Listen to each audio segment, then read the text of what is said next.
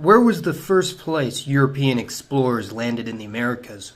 Was it Mexico, the United States, Brazil? Well, actually, it was Greenland over 1,000 years ago. But when discussing the more recent European colonialism, the first ships to set sail from the Old World led by Christopher Columbus landed in an unknown island in the Lucayan archipelago, what we refer to today as the modern-day Bahamas.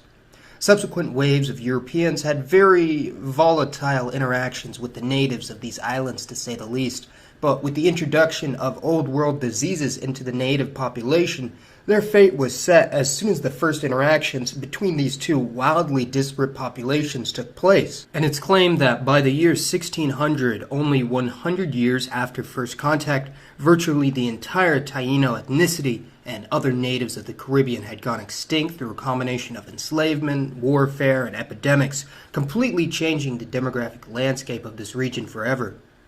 What exactly is the Caribbean, though? Well, other than being used to describe the large open body of water connected to the Atlantic Ocean as a geographic descriptor, the Caribbean region, or West Indies as it is colloquially known, is generally used to describe the various island chains that box in the Caribbean Sea from the Atlantic Ocean, divided into a number of archipelagos stretching from South America to North America, including the Lesser Antilles in the east, which includes Barbados, Trinidad, and others, the ABC Islands in the south, which includes Aruba, Bonaire, and Curaçao, three constituent countries of the Netherlands, the Greater Antilles in the west, which includes Cuba, Hispaniola, Jamaica, and Puerto Rico, and finally the Lucayan Archipelago in the north, which includes the Bahamas, Turks, and Caicos Islands. At European contact, there were around 1 million people living throughout the Caribbean, including over 700,000 on the island of Hispaniola, which on this one island would have been a population density about the same as Argentina today, or 3 times higher than that of Canada. However, keep in mind that these early Caribbean natives were not a single unified ethno-linguistic group and arrived in their new island home at varying points in time, although interestingly, nearly all of them seem to have originated from South America rather than North America, despite the distance and close proximity to the mainland of both continents. But it's actually now known that virtually all Amerindian tribes in the Caribbean started on the northern coast of South America, what is now Venezuela, and proceeded to move north along the Lesser Antilles, hopping from island to island in various waves, and settling down along the way. The most archaic and isolated group were people located on the farthest western tip of Cuba and the nearby island of Juventud that were dubbed by the Spanish as the Guanahatabe, and were not related to any other known Caribbean natives or those from the mainland. As a hunter-gatherer society, the Guanahatabe were most likely descended from the first, or at least the oldest surviving migration wave from the mainland, most likely at least 3,100 BC. That's older than most of the pyramids of Egypt, at over 5,000 years old, although Amerindians have inhabited South America for at least 10,000 years.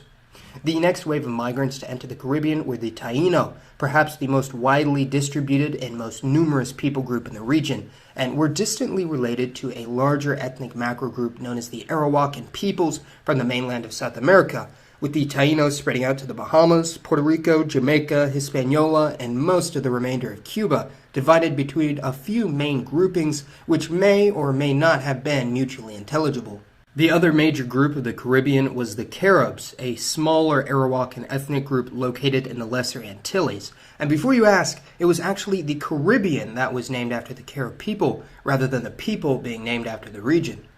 The situation gets a bit more complicated for Trinidad and Tobago, which actually have multiple indigenous peoples, including the aforementioned island Caribs, as well as the Locono and Warao, while Aruba, Bonaire, and Curaçao were originally inhabited by Arawakan Caquito people, though due to their isolation from the rest of the Caribbean islands, their culture was more similar to that on the mainland than in the Greater Antilles. Areas that are also often associated with the Caribbean, such as Bermuda in the Atlantic Ocean, and the Cayman Islands in between Mexico and Jamaica, actually had no indigenous population by the time the first Europeans arrived, but that doesn't mean their modern populations don't have any Amerindian blood, as migrants brought from other Caribbean islands may have had partial native ancestry. So this leads us to what exactly happened to the million or so natives of the Caribbean, which, as you could guess, is quite the tragic history. As being the first area of the Americas that the Spaniards came across, it was also the first to be conquered and integrated into the Spanish Empire, with diseases such as measles, smallpox, and the flu being the greatest weapons of the Spanish, and the greater technological advancement of the Spanish put down any large-scale rebellions by the Taino. After this, many of the remaining natives were enslaved or fled to the interiors of the larger islands, although there was considerable intermixing between them, as many Spaniards who arrived on Hispaniola or Cuba often took Taino wives, with their mestizo offspring often becoming conquistadors themselves and aiding in the conquest of the rest of the New World. However, by and large, the biggest demographic change to occur to the Caribbean islands would be the importation of slaves from sub-Saharan Africa, who were quickly pumped in to replace the dwindling Taino population, and they would proceed to eventually become the majority in the French and British Caribbean territories, while in the Spanish territories it was a bit different, as most of the time the Spanish or mestizo men would intermix with these imported Africans, creating a new hybridized population.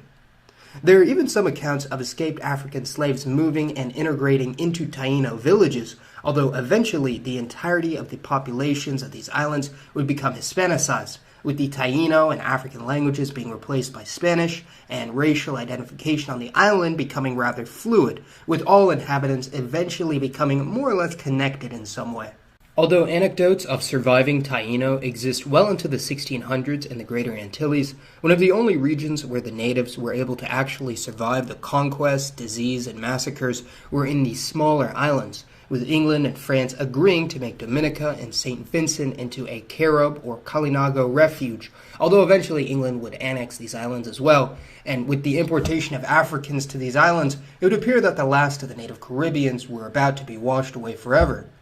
However, a group of escaped African slaves from St. Vincent would actually end up intermixing with some of the native Caribs, creating a hybrid Afro-Amerindian or Zambo people that were highly opposed to the British rule, and ended up being deported to Central America, where their descendants are known as the Garifuna, or Guaranagua today, still speaking their own distinct Arawakan dialect rather than English or Spanish, being located mostly in Honduras and Belize.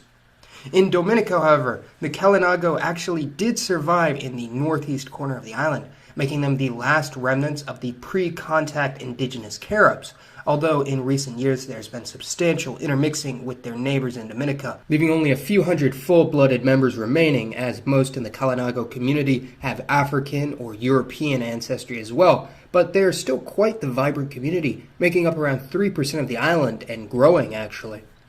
Due to the history of intermixing with many of the Caribbean natives, their genetics, and possibly even to a greater extent, their culture and traditions still live on in almost every modern nation in the region, as most Afro-Caribbeans have a degree of European and smaller Amerindian admixture, and in the case of the Hispanic Caribbean, it's been found through genetic studies that the whiter any individual is in these nations, the more likely it is that Amerindian DNA makes up a greater part of their non-European ancestry.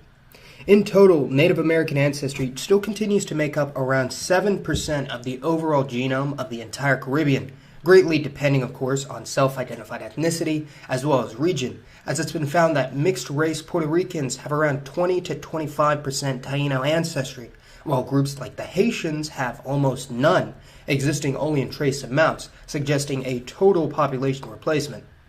This may not sound like a whole lot, but out of the total population of the Caribbean being 45 million people today, this is equivalent to around 3.2 million full-blooded Caribbean Native Americans, with the highest geographic concentration being in Puerto Rico and the Dominican Republic, although the modern Caribbean island with the highest percentage of Amerindian admixture as a proportion of the national gene pool would be Aruba. Not terribly surprising, seeing how it is one of the closest islands to the mainland. Even in most Anglo-West Indian countries, Afro-Caribbeans still have varying amounts of Amerindian DNA on average, possibly as high as 3 or 4% in Jamaica and the Virgin Islands, 5% in the Bahamas, and between 6 to 8% in St. Kitts, St. Vincent, Grenada, and St. Lucia, and possibly even higher than this in the Afro-Trinidadian population. Compare this to Black Americans in the United States, who on average have only 1% Native American blood, or the average white American who has even less than that, and it would appear that the United States, and I suppose Haiti as well, are some of the sole anomalies of the Americas, that being some of the only places in the hemisphere where Native American ancestry is not as widespread, as even in most parts of the Caribbean, their Native American genetics and heritage still lives on in the present day. In Puerto Rico, there has been a bit of a Taíno cultural revival, with many embracing their indigenous roots, and in the 2010 U.S. Census, around 10,000 Puerto Ricans identified as Native American, being an interesting example of an ethnic group being revived literally from extinction, although many members of this Neo-Taíno community have argued that there is simply a continuation of the former Taíno people and culture, although it's unknown if these self-identified Taíno have any more Native American DNA on average, or whether they just have the right amount of European and African DNA to look vaguely native. But either way, their embracing of their Amerindian heritage is part of a wider movement in Latin America to identify with the whole of their ancestry, uniting the region in their uniquely shared history, with the Taíno, Caribs, and other Arawakan people native to the Caribbean being one of the most important chapters in that history. So please let me know your thoughts on the natives of the Caribbean, and for today's poll, let me know which region of the Caribbean you'd like to learn more about, either in reference to their native people groups or the modern people who live there today. As always, this has been Mason. Thanks for watching, everyone, and I'll see you next time.